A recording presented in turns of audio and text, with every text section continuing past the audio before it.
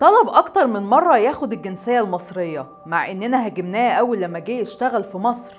لكن بالرغم من كل حاجة حققها عمره ما نسي فضل مصر عليه، ولسه بيطالب لغاية النهاردة إنه ياخد الجنسية المصرية. جرأة توني خليفة والأسئلة الصريحة اللي بيسألها لضيوفه كانت سبب معرفتنا بيه.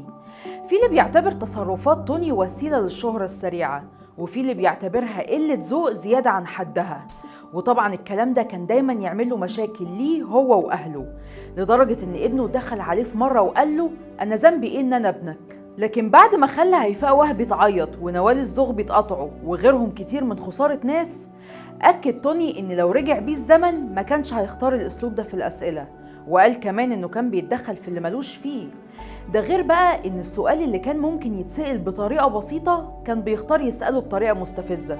لكن تقول إيه؟ محدش بيتعلم ببلاش. بيحكي توني وبيقول إن الحظ كان دايما معاه في أي حاجة تخص حياته المهنية. في بدايته خالص كان شغال حاجة بسيطة قوي، يسمع الإذاعات ويكتب الأخبار المهمة وبعدها يبعتها للمحررين علشان يعملوا النشرة.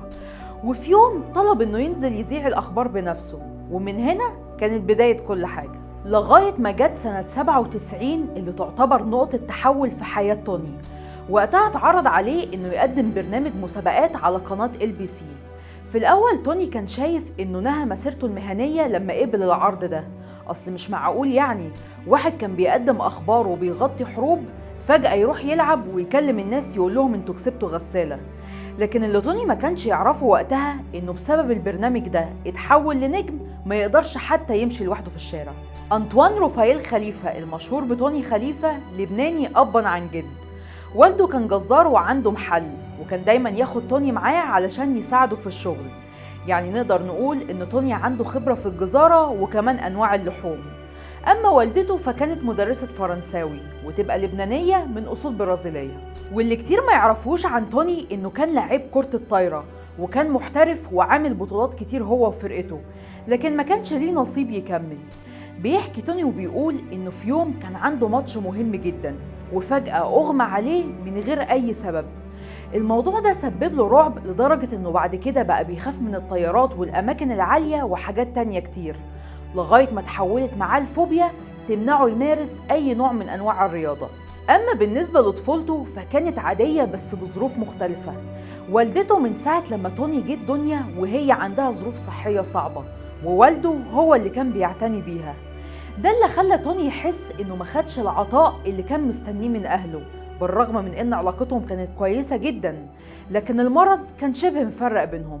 لكن يشاء القدر إن والده هو اللي يتوفى قبل والدته المريضة، وفجأة يلاقي توني نفسه مسؤول عن كل حاجة في البيت بما فيهم رعاية والدته، بعد ما كان هو الصغير اللي بيدلعوه وبيحسسوه إن كل حاجة كويسة.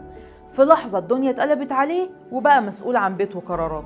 بيحكي توني وبيقول إن في فترة عدت عليه هو ما يعرفش إزاي كان بيتعامل فيها، لدرجة إن في فترة لما كان بيقدم برنامج المسابقات يعني لازم بقى يبقى فيه طاقة وحماس وضحك.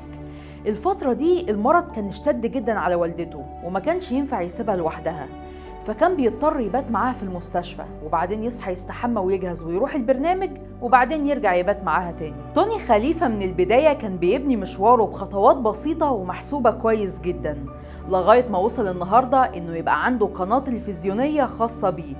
وده لأنه مؤمن إن الحظ دوره في حياتك إنه يفتح لك أبواب ويشاور لك على الفرصة، أما دورك أنت بقى إنك تستغل الفرصة دي وتسعى لغاية ما تثبت كفاءتك فيها.